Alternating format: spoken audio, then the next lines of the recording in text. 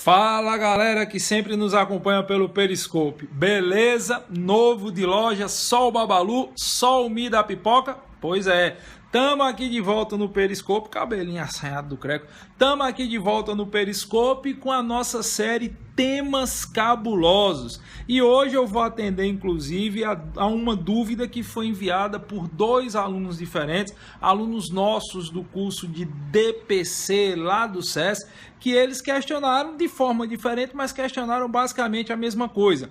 Se o furto famélico ele poderia ou não ser considerado crime. E se não, por que não seria considerado como crime? Bom, para que a gente possa responder essa indagação, antes, é claro, nós precisamos explicar o que danado é um furto famélico. Doutrinariamente, convencionou-se dizer que o furto famélico é a conduta de subtrair coisa móvel alheia praticada por pessoa que objetiva atender às suas necessidades mais básicas, atender suas necessidades mais elementares, ou, se for o caso, as necessidades mais elementares dos seus entes queridos, dos seus familiares, das pessoas próximas. Inclusive, é muito comum lá no plantão de dúvida do SES a galera me perguntar se o furto famélico ele só poderia ser de alimentos. Ah, Giovanni, eu só tenho furto famélico se o indivíduo subtrair comida, alimentos, é isso? Não necessariamente. Existem casos de furto famélico que já foram apreciados pelos nossos tribunais superiores, onde o indivíduo furtou dinheiro. Tem inclusive um caso mais conhecido, mais debatido, mais analisado na doutrina, que foi apreciado pelo STF em 2014, onde o indivíduo subtraiu R$12 e ficou claro que o objetivo dele, ao subtrair o numerário, era comprar alimento. Então, quando você pensa em furto famélico, não é necessário que obrigatoriamente a rex furtiva, o objeto do furto, seja comida.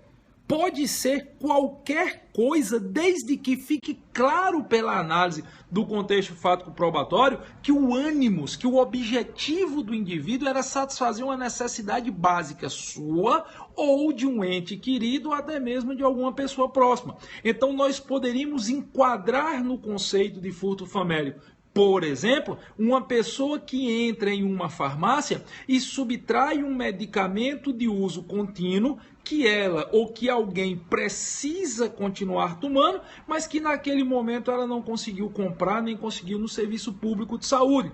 Vamos imaginar uma situação, por exemplo, de um indivíduo que precisa, que necessita tomar cotidianamente uma medicação para evitar que sua pressão suba. Se ele não tomar aquele remédio, ele vai ter picos de pressão, pode ter hemorragia e por aí vai.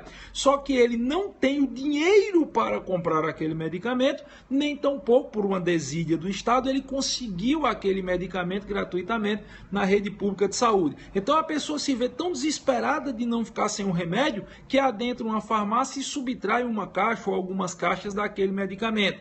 O objeto do crime, a chamada rex furtiva nesse caso, é remédio, mas enquadra-se no contexto de um indivíduo que está subtraindo aquele bem para satisfazer uma necessidade proeminente, uma necessidade humana básica, que é de preservar a sua saúde. Um outro exemplo que poderia se enquadrar aí no conceito de furto famélico, cujo objeto não seja comida. Hoje, em algumas cidades do Brasil, nós estamos vivendo uma onda de frio.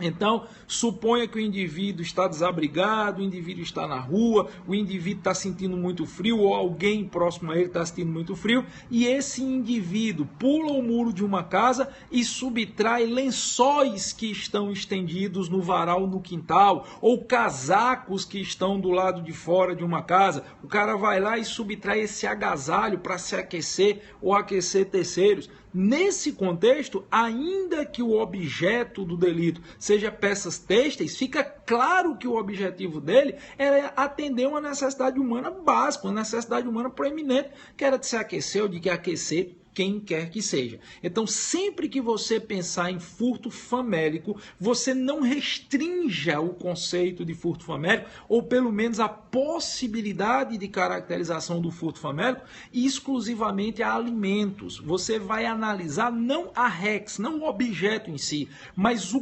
contexto contexto geral que levou o indivíduo a subtrair aquele bem. O indivíduo está subtraindo o bem para atender, para satisfazer uma necessidade humana básica. Ele precisa, ele demanda daquele objeto. Ele, por exemplo, furtou dinheiro para comprar remédio, furtou dinheiro para comprar um leite de um filho, furtou dinheiro para poder levar um pão para casa, e isso é furto famélico. Isso, em tese, pode ser caracterizado como furto famélico. Aí vem a grande indagação.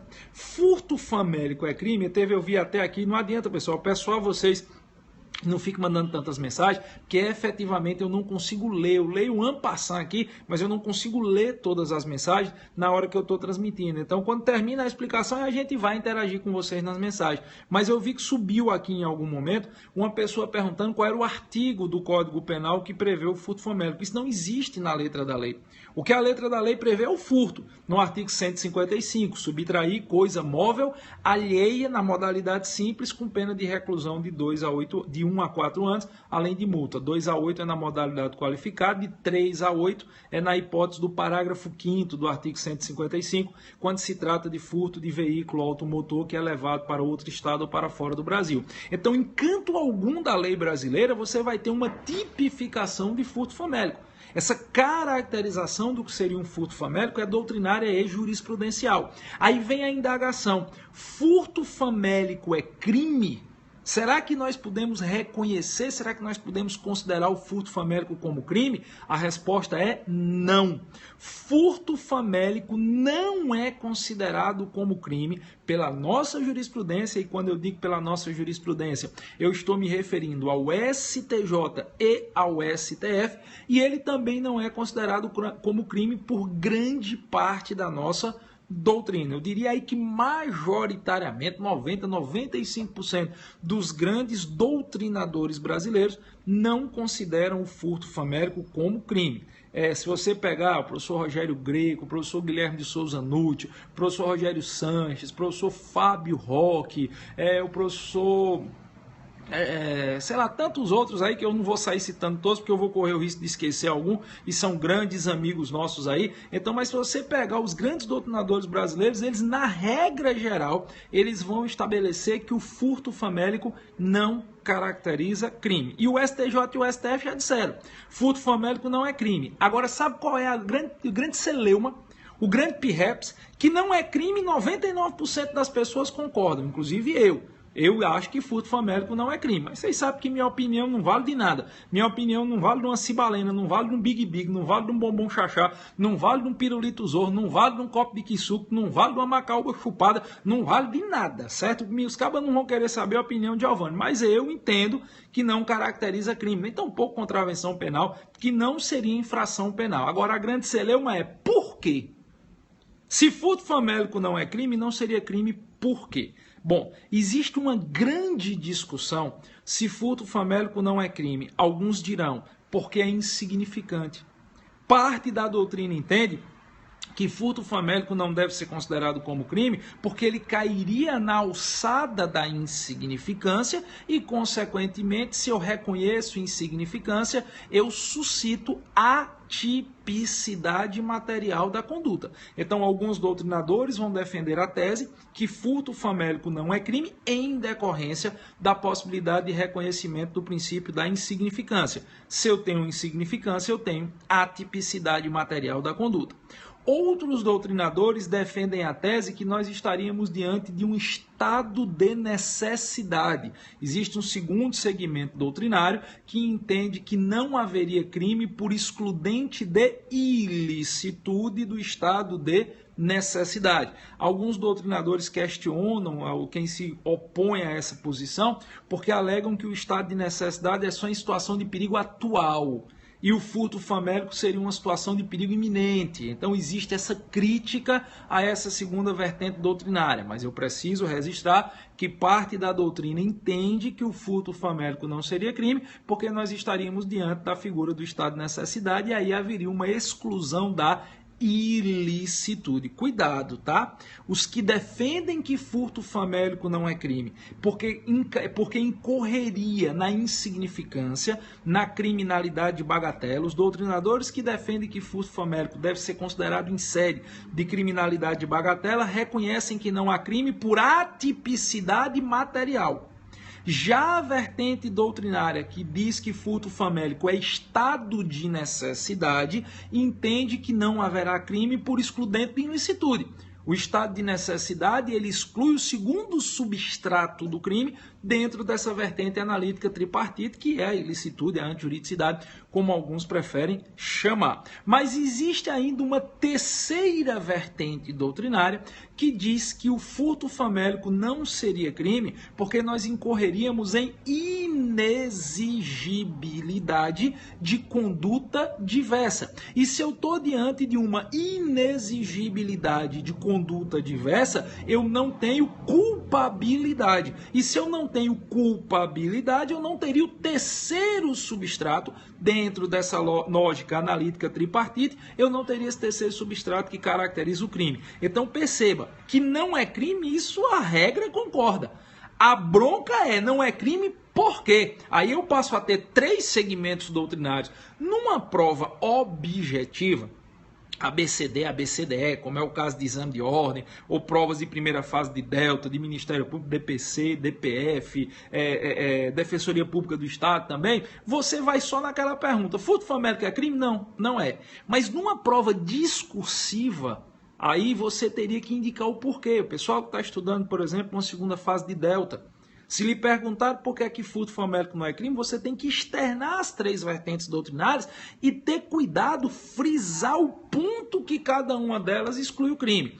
A quem entende que furto famélico não é crime por insignificância, vai excluir o primeiro substrato, que é a tipicidade. Entende que há atipicidade. Olha o prefixo negação. Atipicidade material. Quem entende que furto famélico não é crime porque tratasse de estado de necessidade, elimina o segundo substrato, que é a ilicitude carreada à conduta. E a terceira vertente doutrinária que entende que furto famélico não é crime por inexigibilidade de conduta diversa, elimina o crime no seu terceiro substrato, que é a inexigibilidade de conduta diversa, que exclui a culpabilidade. Então nós temos essas 3 vertentes doutrinárias que vocês precisam saber.